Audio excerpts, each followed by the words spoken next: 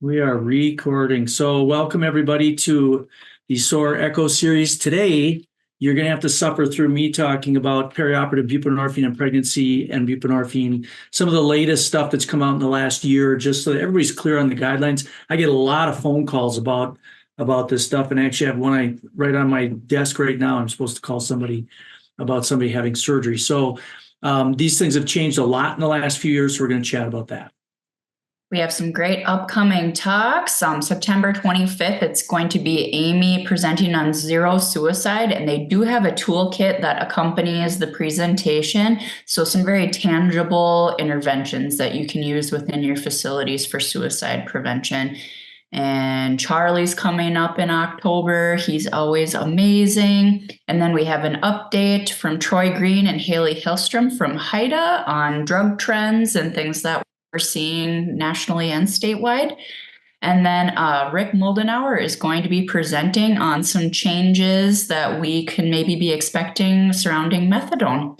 And at the bottom of the screen, if you have any interest checking out other echoes to get CME or covering other topics, check those out. Yeah, now and it looks like Cole Perringer is going to be coming on, I suspect, in either October or November.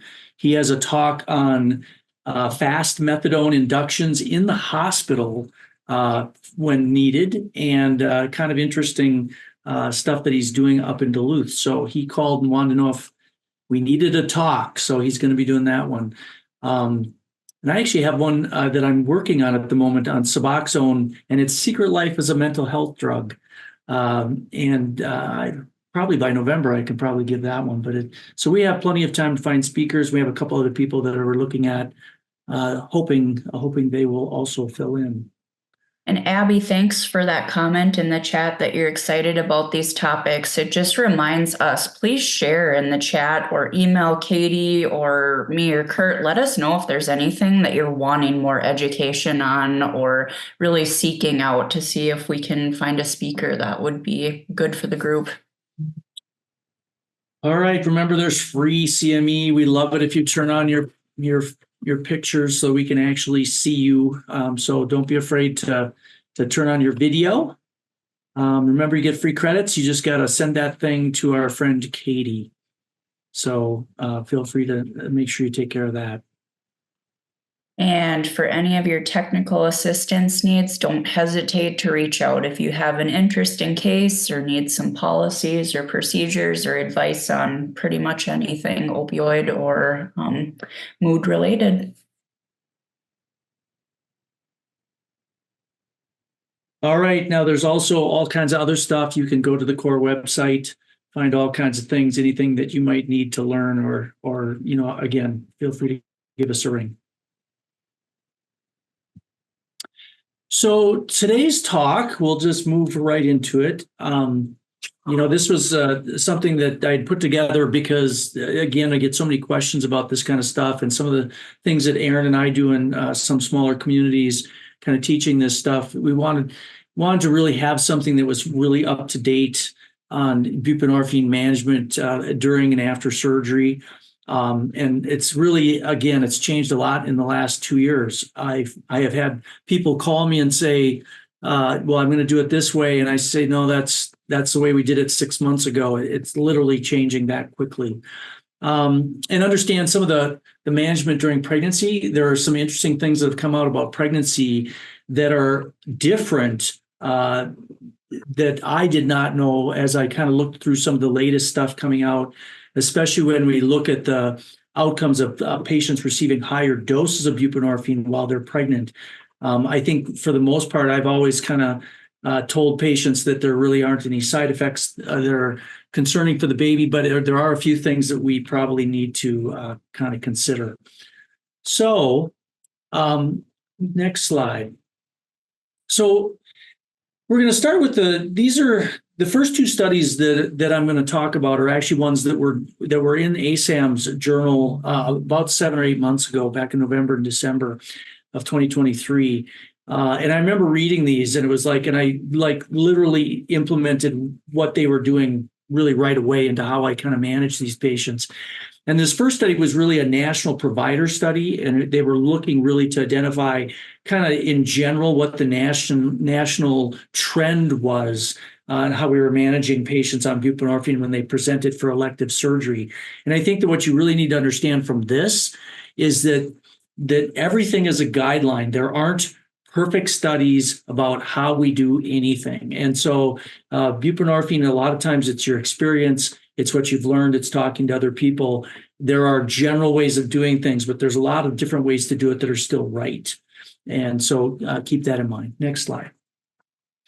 And the way they did this, and I'm not sure that this was the best way, they were looking at these perioperative buprenorphine situations. And what they did in the first study is they tried to get hold of all the anesthesiologists nationwide from really November 2021 to March 2022 at all the academic institutions, just to see if they could connect with the anesthesiologists about what was going on in their hospitals. And when you think about this, in my mind, is that often I'm getting the calls from the anesthesia people because they don't know what they're supposed to do either, or if there's things they can't use or whatever. And it's really the people that are prescribing the buprenorphine that are often taking care of this and have their own protocols in the community that probably they should have gotten a hold, what are you doing? Because anesthesiologists often aren't driving what's being done. And it's interesting because when you look at systems, even like Centricare, we don't have a standard thing that we're doing for buprenorphine with that. I do it with my patients, and I get calls about it, but it made me think we maybe need to come up with kind of the newest protocol. The problem is when you put these protocols in place, then when things change, let me tell you, I'm dealing with this now, to get them changed again can be very difficult and time consuming. So next slide. So what they actually only got 54 responses, so less than a 30% response rate. They actually reached out on social media as well, platforms trying to get hold of some, got another 12 people. So really, when they looked at this group, only 36% of the people that responded had any kind of protocol or knowledge of protocols for perioperative management. And these are academic institutions. These are the places like the University of Minnesota, University of Wisconsin, different places like that. So in general, they're going to come into the operating room and no one's going to know that there is any kind of protocol or what way to do this. And again, it behooves us all to know how to do this because we're the ones that are going to drive it. Okay, next slide. And so what happened was the majority of these respondents, when they got this information, basically said, for the most part, when you look at minor procedures, and when I think about a minor procedure, I think of a carpal tunnel or something similar like that, a bunionectomy, something that's not a huge surgery. Most of them felt like they were not reducing the doses for these procedures that were thought to be minor because they thought that they could many times use ibuprofen, Toradol, all those other things for them. But when we looked at some of the things that were expected to cause worse pain, and when we think about the calls I get, it's the knees, it's the hips, it's some of these bigger surgeries, they felt that the management tended to be much more variable as to how these patients were coming in and with what instructions as to what to do. And their dosing was very inconsistent from patient to patient. So, and again, I find that interesting that there's a difference. I mean, I've never really thought about this so much, although when I looked back at some of our information that we were presenting 3 and 4 and 5 years ago, we did have a little bit different protocol for minor surgeries. Next slide. So, what did we learn? The conclusions we learned that for the most part, institutions don't have protocols. And I think that's things that we need to really think about and whether or not we should be developing those for our hospitals and for our systems. And that the variability really existed more for the bigger procedures than the smaller ones. And the question has to be asked is that really the way it should be? Is there a difference? And the last thing really was one of the conclusions of this paper is there needs to be some kind of consensus guidelines. And again, these may not have a lot of scientific proof behind them, but at least in general, what seems to work for people. Next slide. So some of the discussion part of this, again, some of the thoughts, again, this needing clear consensus on continuing bupe for these reductions in minor procedures. If you look at the current review showed that 35% of people did not change the bupe doses prior to a more significant procedure, but 30% decreased doses by 8 milligrams or less. So if you take all the big, let's say everybody's coming in for their hip to get done, 35% of the people said, in general, we're not changing the bupe. While 30% were still using some of the older data where they were decreasing their doses by 8 milligrams or less. And we'll talk about that shortly, but one of the guidelines a year or two ago was that you would drop them down to 12 milligrams. And the theory was that if you did that, there was more receptors open and you could give them pain meds and they'd actually work. And we all remember that graph that showed at what dose people tended to have more mu receptors open. I think now we have to kind of question that graph, and we'll talk about that. But in general, there's been a shift to most often continuing bupe for all procedures, and that's really kind of how most people have kind of transitioned. Although I don't think I have a week where I don't get a phone call about somebody wondering how low to go or how much to drop it or when to stop it prior to surgery. Now, again, the previous recommendations to use opioids in conjunction with buprenorphine aren't actually in some of the big guidelines. And although we all do it, it's not part of any huge guideline that any big group has put out. And so for the most part, we're doing it and no one has really said, oh yeah, this is part of our guideline. Next slide. Some of the things that we have to think about, and this has been the biggest discussion surrounding this for many, many years, is if we discontinue somebody's buprenorphine, which was probably the way we were seeing done probably 8 or 10 years ago. And so what has happened is 10 years ago, we would see these patients, they would go get surgery, their bupe would be stopped 3 days before.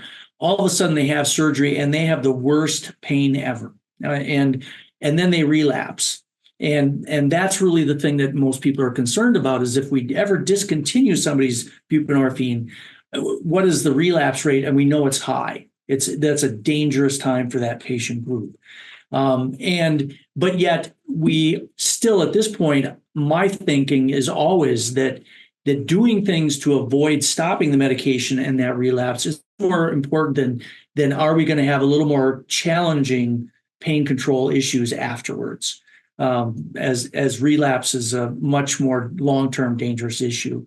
But keep in mind, the most recent studies show that continuing the buprenorphine may in fact improve our pain relief, and we're going to talk about that study. Next slide. So things to think about. There have been numerous studies that have shown that when you look at pain scores, which we all really hate, I really hate pain scoring, but if you look at PACU pain scores, when they've done a number of reviews, the pain scores were higher in cases where buprenorphine was discontinued, and that's pretty much across the board. The studies have shown that if you stop it, you're going to have difficulty, and there's reasons for that. There was a study done by McIntyre et al. that showed on post-op day one that the needs for opioids were much higher if the buprenorphine was held preoperatively. And a number of people have shown that in different smaller studies that people have much worse pain post-operatively. Atari, not Atari. We all grew up with Atari. I can still play a mean game of Pong. Still got that thing. So Attar et al., he showed that in a retrospective study that the opioid use post-op was much lower if a patient had their medications, their buprenorphine, continued both preoperatively and postoperatively. And so from that standpoint, leaving that alone is really what you want to do. Next slide. So the takeaway really for this study is that, these clinical observations really challenge the kind of this previous assumption that buprenorphine somehow would interfere with us giving pain management after a procedure.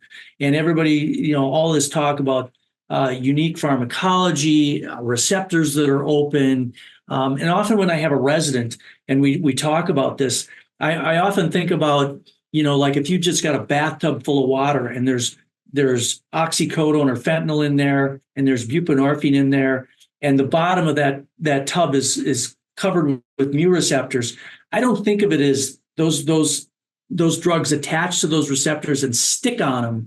I think of it more as they're on, they're off, they're on, they're off, and it's more of a ebb and flow. And so when we think about that ebb and flow, I think that's where we're getting some of our pain relief. It's not just this, what has the highest affinity, it's going to stick there and it's never going to go off. I think it's much more challenging to think about than that. And just understand that there was a very large review done by the American Society of Regional Anesthesia and Pain Med, and their conclusion after reviewing all of the literature up to date was really that BUP should not be discontinued perioperatively, regardless of what you're going to have done. That those patients are much harder to control, and so really their big thing was don't discontinue it. Although they didn't come right out and say you shouldn't decrease it, which we'll talk about in a moment. Next slide. Any questions specifically about this study? Anybody got any thoughts or want to chat something in? Otherwise, we can move to study number 2.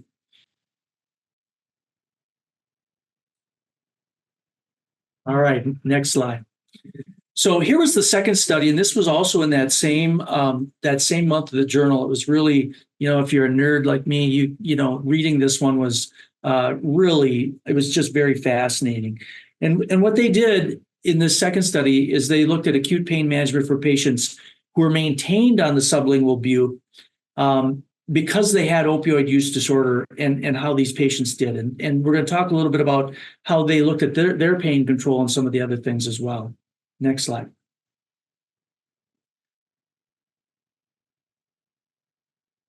So what they decided to do with this study was they wanted to compare the opioid requirements for inpatient acute pain. So these were people who had surgery or an acute injury, and they also had a history of opioid use disorder.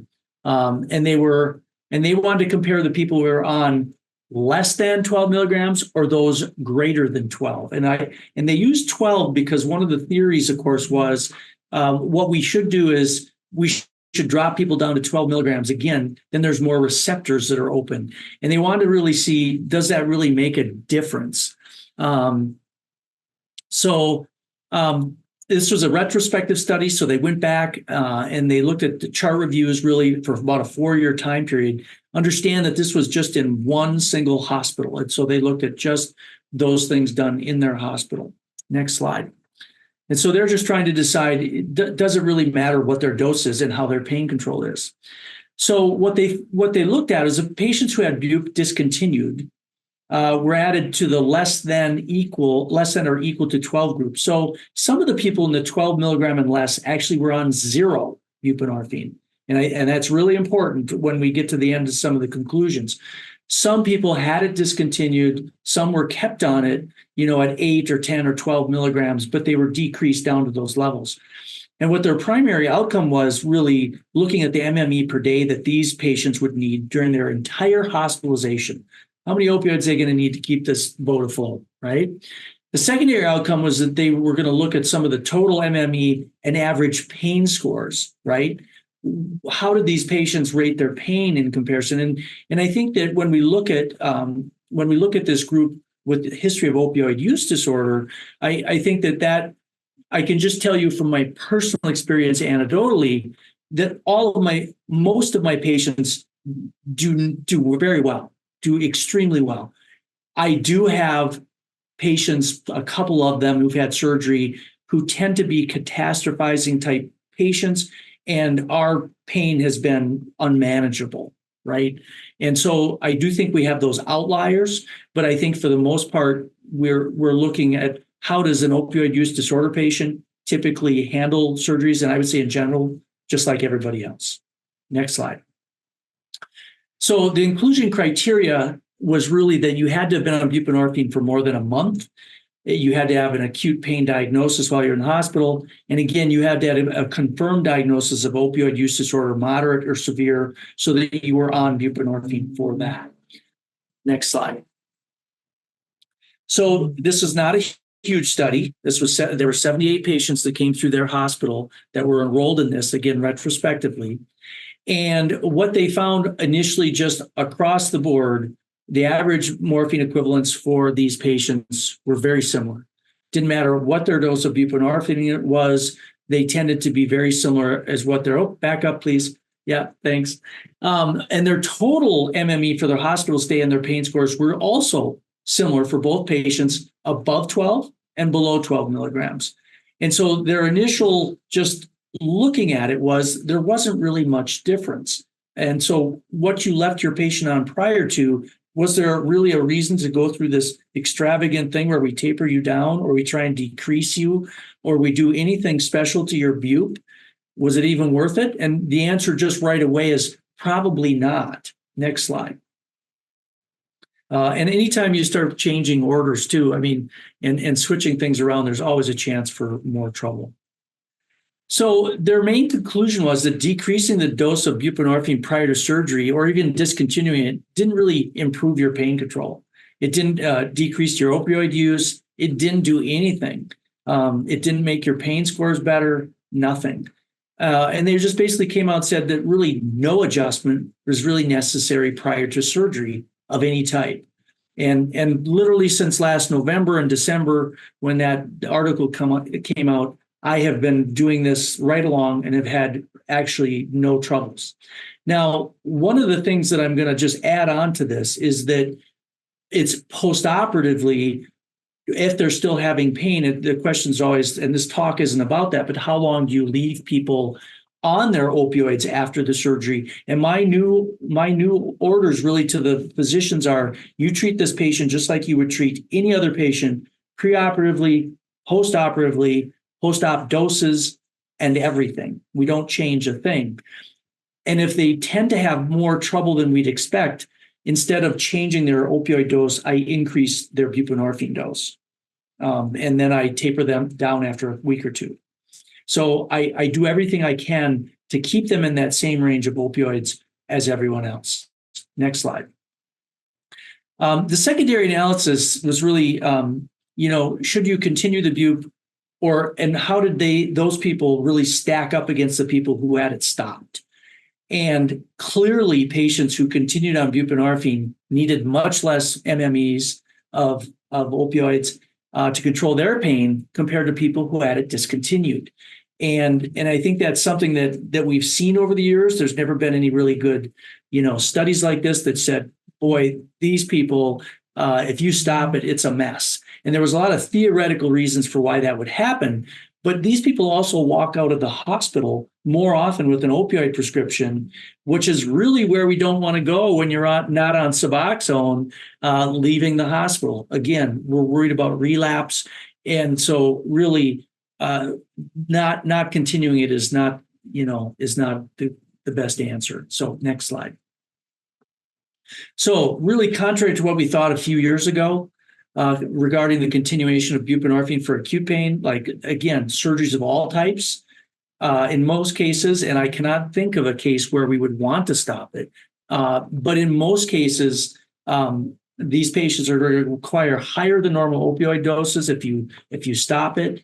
And, in the old days, we thought that we would have to give somebody Dilaudid to overcome the buprenorphine. I don't do that anymore. I don't find the high affinity drugs to use afterwards. Again, I tell the orthopedic surgeons, I tell the general surgeons exactly the same doses as you do to any other patient, because we know now that they can be treated like a regular patient. And frankly, I love saying that.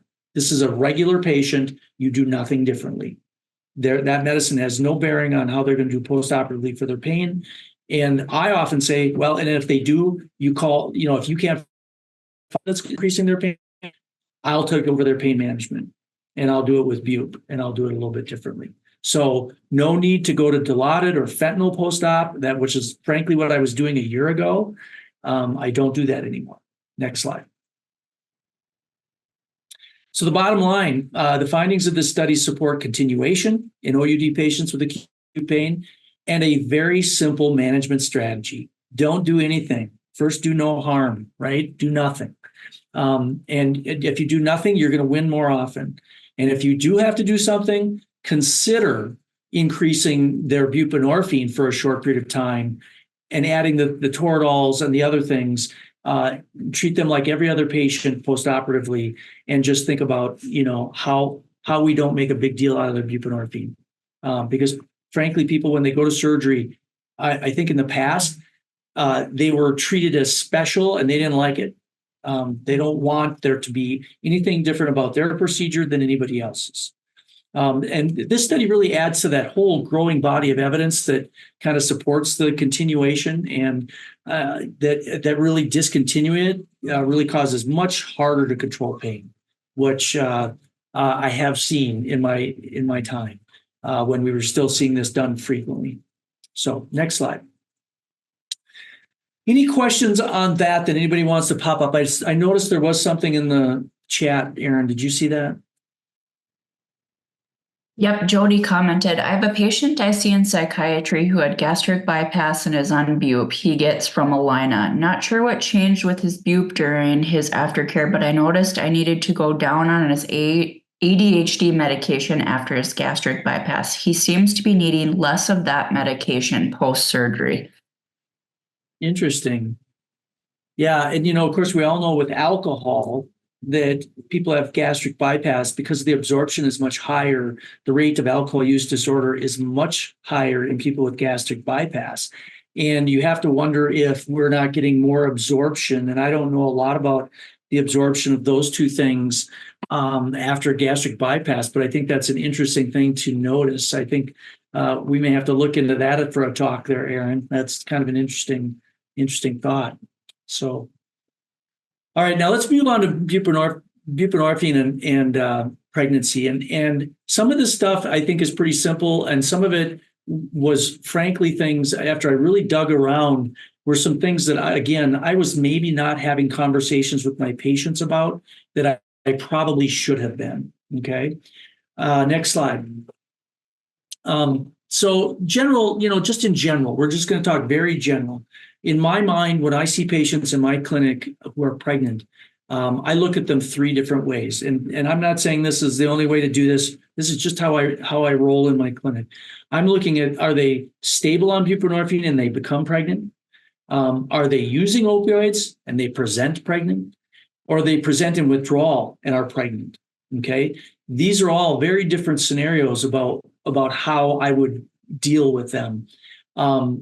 Then we're going to talk a little bit about whether they should be on buprenorphine or bupe and naloxone and whether that makes a difference. We're going to talk about some of the research on bupe and outcomes and mostly about NOWs and some other very interesting things, neonatal outcomes.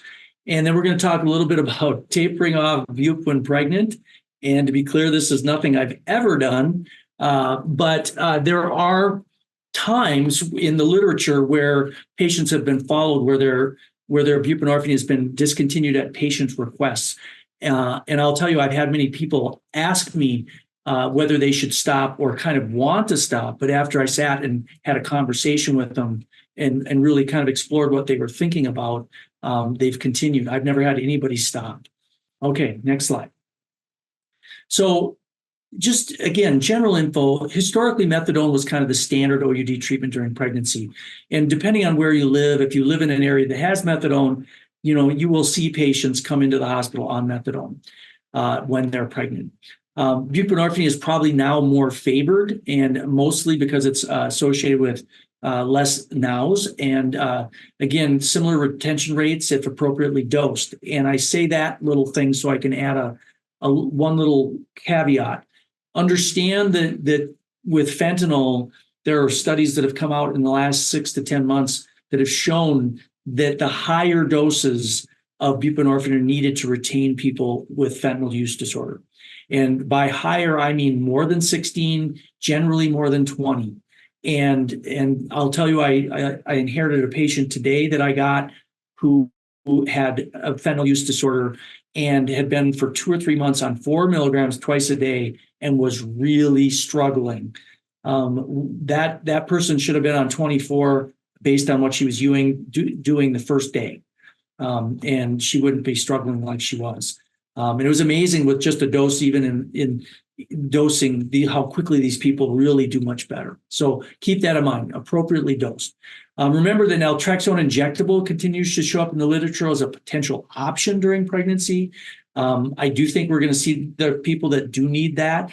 There's a lot of issues with that, but I'm not going to really chat a lot about that. Next slide.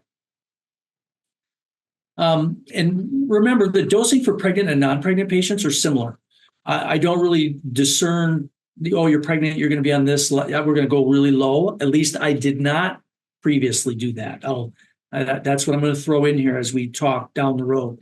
And so really, it's really about maintaining that patient and retaining them in your program. But really, for the most part, their doses shouldn't be different. And again, the lower the doses, the higher the relapse rates, the higher retention at the higher doses. So we have to think about that for pregnant people, just like we think about that for our general patients. And remember, often on that second trimester, they may need an increase. I just had a lady who just delivered, and by the way, she delivered in a small town north of Little Falls, did fabulous on buprenorphine. Baby left in 4 days without any trouble. Again, if you don't panic and if you're not looking for nows in a crazy way, most of these patients do really well. And that baby did great and went home with mom.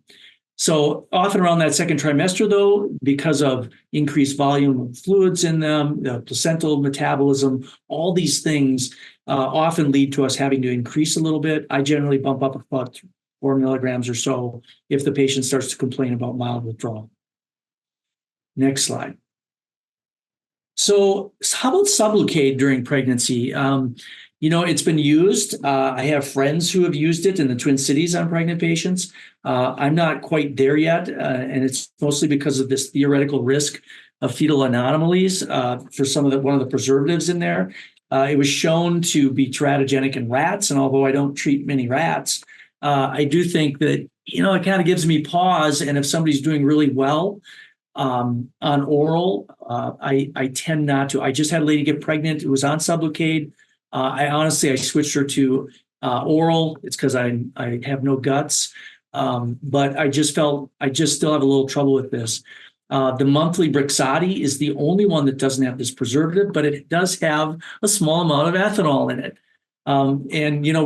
It's this whole thing about, how much alcohol does it take to cause fetal alcohol syndrome? And of course, we know it's not really dose dependent. So does this half a cc or whatever it is cause trouble? I don't know, but who's going to come in for a weekly shot when they're pregnant? Who has time? So I think for the most part, I'm tending to do oral, although I think, with time, there's going to be more and more studies showing Sublocade is generally safe. Next slide. So let's start with the first scenario. The stable on buprenorphine becomes pregnant. Don't panic, be happy. A lot of these patients are really going back to normal life, and they are starting families, and I get new pregnant people with some frequency, and it's the most fun part since I don't do OB anymore. I love seeing pregnant women. You need to have a discussion with them regarding the risks of stopping bup while pregnant, and the biggest one of that is relapse. And obviously, can you taper them? And some people have tapered them down to different doses, and we'll talk about that in a moment. But withdrawal effects on the baby can be significant, and that's why we worry when people come in fentanyl withdrawal. That's why we worry. It can cause miscarriage, it can cause preterm labor, many other different issues. How about the risks of staying on? Well, we're going to talk about some studies about what the higher doses may affect. And again, they may result in lower birth weights and potential for increased risk of NOWs. Now, in the past, I have always said to patients that how big a dose you're on of Suboxone doesn't really tend to change what your withdrawal is like if you stop. And in general, that is true. I have, in general, told pregnant women that it doesn't change your risk of nows in the baby. There's no dose relationship. But there are some studies that are showing that there might be the potential that it's a little higher risk. So I think we at least have to be aware of that. Next slide. How about this? Oh, this is the same thing. Still stable on buprenorphine, becomes pregnant. Some of these patients have already read online. They've gone on and they're looking, should I be on this? Shouldn't I? And should I be on Suboxone or should I be on Subutex? Should I be on something without the naloxone? And in the past, everybody got switched to Subutex. I frankly use a lot of Subutex, especially in people without insurance, because it's so cheap. But recent studies have not shown any difference in the outcomes between these two formulas. I just had somebody who came in who was pregnant, and we were having this discussion, and she said, yes, but doesn't it put my baby in withdrawal if I have naloxone? If I'm taking naloxone? And so I had to explain to her how that's destroyed by your GI tract, and that doesn't make any difference. But they'll read this on Reddit. Trust me. Anecdotally, when patients switch from bup naloxone films, because I've had a couple patients who said, my last pregnancy, they switched me to just buprenorphine. Could I do that again? I'm like, yeah, no problem. But these tablets, they suck. They do not absorb well. They're like plastic sometimes, these generic ones. It's like people will literally have them under their tongue for 10 or 15 minutes and trying to get them to dissolve. And my experience has been is they don't absorb as well. And I've had patients actually go into mild withdrawal, switching from a film that tends to really absorb well to a pill that does not. So just keep that in mind. And I tell patients, any patient, pregnant or not, that if we switch them to Subutex for cost reasons, that you might need a higher dose. We'll see what happens. Next slide. How about this scenario? Somebody's using opioids and they come in pregnant, and they're not in withdrawal. And what are we going to do now? It's time to have this conversation about what our goal is, right? And what their medications are, their options for opioid use disorder. Now, we're not going to have the child protection discussion during this talk, and I can just tell you that how I hope this is different a year from now with child protection. Please stay posted. There's a task force I'm on looking at how can we better support these patients and not put them in the child protection route, which just, in my opinion, sometimes really destroys families. So we're not even going to talk about that, but just know that there's a lot of stuff being done at the state level to support this patient group as opposed to be punitive. So we got to say, what is their goal? And I would have to say, without any exception, when I've seen this situation about somebody's using kratom or they're using opioids and they're pregnant, they are very concerned about their baby and they are wanting to do something relatively quickly. Now, methadone is obviously an easy switch. And if you're in a town where you have an opioid or you have a methadone clinic, you could do that in the hospital. And somebody who presents to an ED, you can switch them to methadone very easily in a hospital setting, and then switch them to a pain, to the methadone clinic. But that is really something that in the rural areas you're just not going to see. Buprenorphine inductions when people are pregnant, when these are planned, we plan them to not really try to bring them into any significant withdrawal. So although I do a ton of macro dosing in my clinic now, I do more macro than anything. I am much more careful and thoughtful if somebody's pregnant, because I do not want precipitated withdrawal in a pregnant person. Next slide. That will cause a spontaneous abortion and no one's going to be happy. Next slide. Oh, hold it right there. So generally the way I look at this is that I tend to low dose these patients. Again, all that history is so important. When did they last use? How many hours has it been? How much are they using? What do they look like now, right? In somebody who is not pregnant, I might take a little bit more of a chance when their COW scores are a little bit low at escalating quicker or doing a macro dose. But I'm generally not going to do that if they're pregnant. And a lot of times I will still use what we call here LOMA, which is a low dose and then a macro, where we'll give them a low dose maybe overnight of 1 milligram or so, or 2 every time their symptoms return, bring them in the morning, and then give them a big dose. But it's important that you don't let their withdrawal get severe enough that there's nausea and vomiting, right?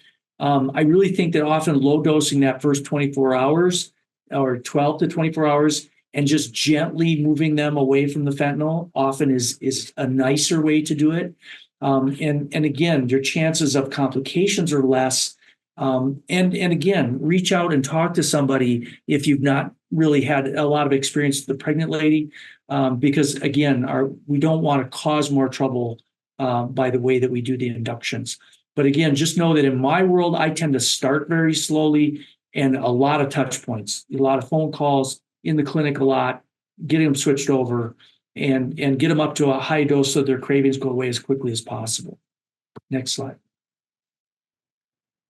So again, the significant withdrawal, and I've seen these come into the ED from different places where they're already cramping and they're bleeding. And generally, if they're doing that much cramping and bleeding, that's a patient that's probably going to be able to be escalated quicker on the dose, right? Because they're a day or two out. They finally withdrew in jail and didn't tell anybody that they were pregnant. I'll go up on their doses very quickly. If it's been 24 hours, you could literally in that first day get their buprenorphine up to 12 to 16 or even higher. If they're already having symptoms and they're in significant withdrawal with a COW score of 20, you just really ramp up how quickly you do it. So even by day 2, although I say here day 3 dosing can escalate quickly, in cases where they have not used for a day or 2, even that second day, you can be up to 24. So again, how they present is really important. If they're not really that sick, I'm going to go low and slow for a bit. If they come in and they're really a ways out from their last use, it's better to move quickly and get them asymptomatic. So again, don't feel like you're bothering anybody if you reach out, chat to an addiction person or somebody that's done a lot of pregnant patients. If you are faced with this. Next slide. And final dose should really be determined by, again, just the same way we would do with a pregnant, a non-pregnant person. It's really these cravings, it's these using dreams. When they're not having those, you're kind of where you should be. And again, the lowest effective dose is probably in pregnancy preferred if they're not having those. So if it's 16, they're doing fine and they don't feel any trouble, that's just fine. And again, we'll talk about why that's okay now. Okay. And again, make sure they have naloxone. I think sending Narcan home with this patient group is important. Next slide. So how about if they present in withdrawal and are pregnant? There's many ways to do it. And I'm just going to, as a disclaimer, there's many ways to do this, right? In non-pregnant people. And there's many variables we always need to think about. There's no perfect dose. There's no perfect schedule. Pregnancy is a bit of a special case, and we just have to be a little more thoughtful and a little bit more conservative. So I'm just going to give you kind of my general guideline. And this is mostly based on all the things I read and just my experience in the clinic. But remember, these are loose guidelines, and I may change depending on every clinical situation, how long it's been since they've used, had they been tapering, how much were they using? All these things matter. So it's important that you kind of take that same strategy and don't kind of go the one size fits all. This is how I always do it. It's like, and I had this discussion with somebody yesterday. If somebody's been tapering over 4 days, they're already in great withdrawal. And so you can move quicker than somebody that was using the same amount right up to the day they saw you. That's different. Okay. Next slide. So again, how many days from use? The longer it is, the safer it is. How much do they use and their drug preference? Again, makes a little bit of a difference. Kratom is a different animal than some of the other things that we run across. And the precipitated withdrawal from kratom is pretty harsh. And so you don't want to go there. Those people I would go much slower on. And I've had at least one pregnant woman show up on kratom in withdrawal. Vomiting obviously makes things more difficult. So often, these are patients that might end up in your ED. You might end up managing them from your clinic there, which occasionally we do. But the higher the COW score, the longer it's been since they've used, the faster I'm going to go. So it's just a very general way of thinking about it when I start dosing these patients. Next slide. And in my opinion, if they have mild withdrawal, and let's say they have that COW score from 2 to 6 and they show up, they're not that sick yet. I will give them a very low dose overnight. I will give them 1 to 2 milligrams, usually 1, honestly, and I'll send them home and say, every 2 to 4 hours when your symptoms, these mild symptoms start to come back, take another milligram. And I write it down and I say, don't take more than that. Whatever you do, just stick with it. When the symptoms come back, take a milligram. And sometimes when they come back in the morning, they've taken 4 or 5 milligrams and they're just mildly sick. And then we can give them much bigger doses the second day. Okay. If it's been more than 24 hours since they've used and their COW score is like 20, well, you can accelerate that dosing just like you would with any other person. You might want to give them, honestly, I'd probably give that person 16 milligrams and I might give her another 8 half an hour later if she's not used for 24 hours and her COWS is real high, because I'm going to make her feel better quicker. Okay. Next slide. The problem is really the middle ground. Okay. The really sick people, that's easy. You just plow ahead. The not so sick people, really low dose. It's these people in the middle of ground. This is where I get phone calls.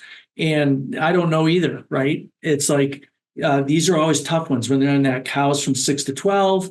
But I'm always in a pregnant person going to err on the side of caution. And so I'm going to go a little slower and I'm going to accelerate more quickly the second day than I would in somebody who wasn't sick at all when they showed up. Okay. So again, can I give you exact numbers? No, I kind of play it by ear each time. They show up with 6 to 12. I might give them 2 milligrams to take overnight when the symptoms come back. They're a little sicker. You just touch them for 6 or 8 hours, and then you can speed up much more quickly. But again, think about that patient that's been sick greater than 36 hours and has a high score. Fast induction. Go quick. 16 to 24 that first day. Higher if they're sicker. It really is one of those things where the middle ground is going to be what gives you tension. And the really sick and the not so sick, I think those are a lot easier. And again, it's not like there's studies that give us the guideline. This is exactly what you're going to do. And one of the reasons I think is because a COW score is just not that great. The objective things are great. Their pupils, their pulse. I love their pulse to be 90 or 100 or above. That just makes me feel so warm inside because I know that I'm safe, right? That I can get away with it.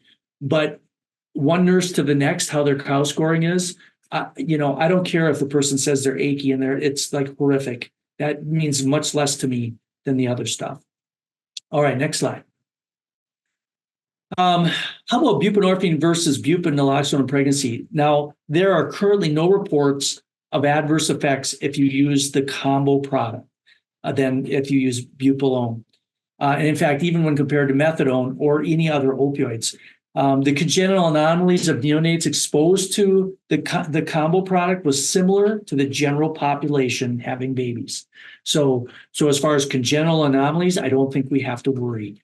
Both the mono product and the combo product had lower rates of NOWs than methadone. That's clear. And that has been something that's been known for a long time. And in fact, I would tell you that my experience has been that if you're in a small town and you're watching the baby and you're using Eat, Sleep, Console, you're rarely going to have to send a baby. And in our towns program, we had somewhere around 20 babies during the first couple of years, and none of them were sent to an NICU. So for the most part, I think if you look at the rates in institutions that have an NICU, like the U of M, you're going to see the data shows like a third or 40% end up in an NICU. And it's kind of like if you have one, you're going to use it. In my opinion, I think most of these babies don't need it. Next slide. So most studies, including the mother trial and a systematic review and meta-analysis, found no dose-response relation between methadone or bup doses and NAS. Now, this is an older study, so they didn't use NOWs, but There have been very large studies that show that dose doesn't matter, but there have been more recent investigations that have actually shown that neonatal outcomes are of interest when it comes to dosing. Okay, next slide. And this stuff is relatively new, just in this last, been published in this last year. This was actually a cohort study, singleton pregnancies, a 5-year study, daily bup exposure to starting at least at 23 weeks or before. And their primary outcome was really, what are the birth percentile weight? What's the birth weight percentiles? And they actually broke that third trimester was broken into 3 groups: less than 8 milligrams, somewhere in the middle, 9 to 16, and then above 16. And they were going to look at what do these kids weigh as far as percentiles. This was a lot of kids. It was over 400 kids. Next slide. So when they looked at that, there was clearly an inverse relationship. So the higher the dose, the smaller, the lower the percentile. Not huge, but certainly a little bit different as far as percentiles. And you can see the percentiles there: 44, 37, and 29 as you change those doses. So it's not a massive change. So I've changed what I say to pregnant women. I say, your baby might be slightly smaller. We see that with smoking. If they're smoking, I try and get them to stop smoking, so it's not even smaller.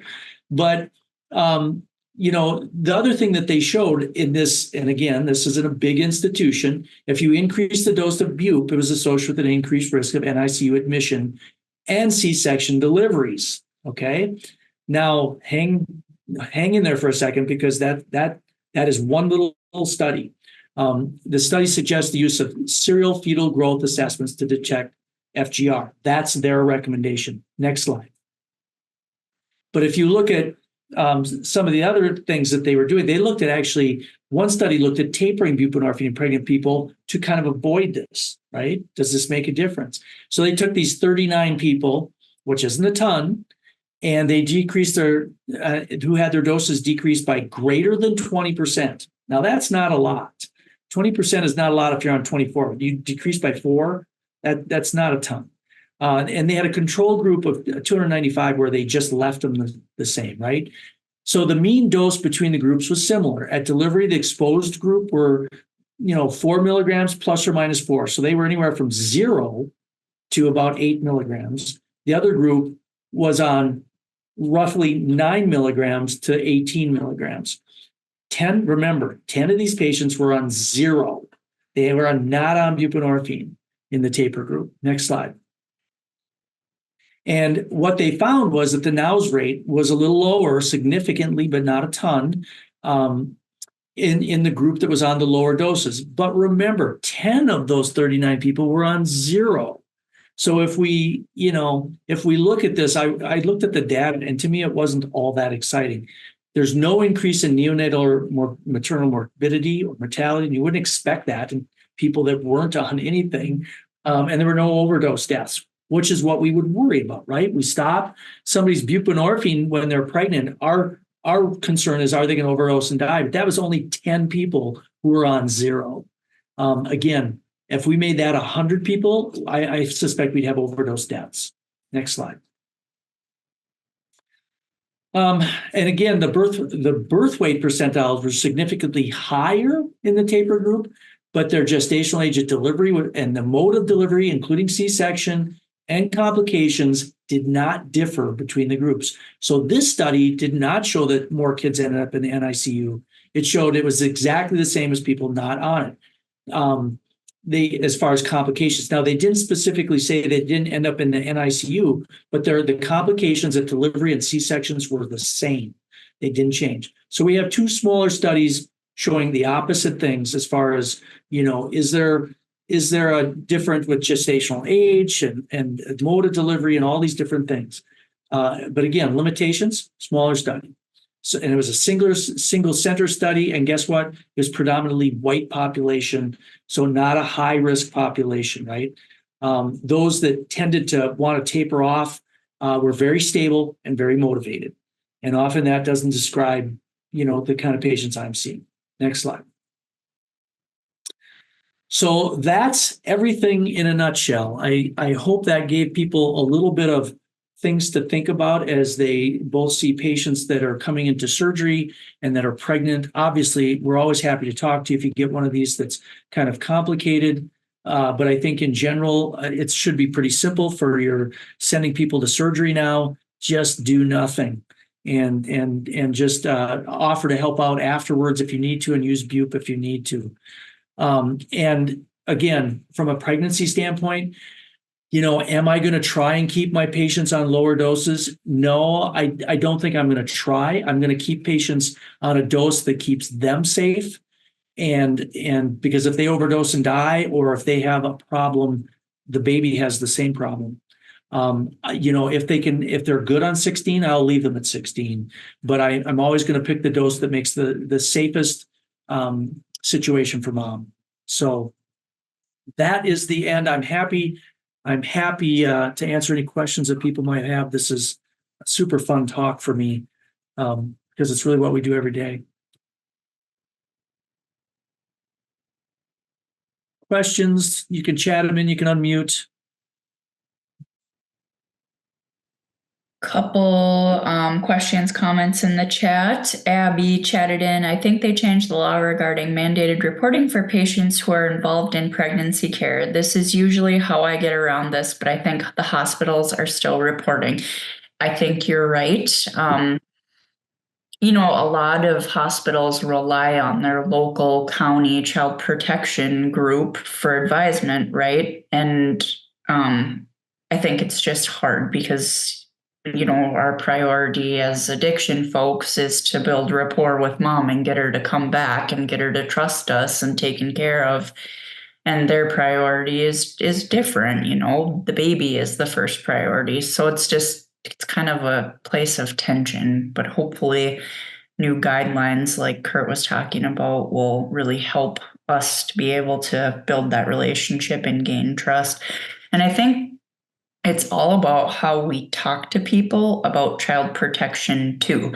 Like a lot of times with our program, we would just put out there right away, like, hey, I know this sounds terrifying, but we actually encourage you to sign a release so we can advocate for you that you're in recovery, you're showing up for your appointments, everything's looking good. We want to help as much as we possibly can. And that kind of helps to, break down the negative cloud that sits over the child protection name because, their intention is to help too. Yeah. And I think too, if people were on the talk when MDH was on about the possible change in the guidelines too, I think it's really important for us all to, again, remember that somebody using a substance, their intent is not to harm their baby.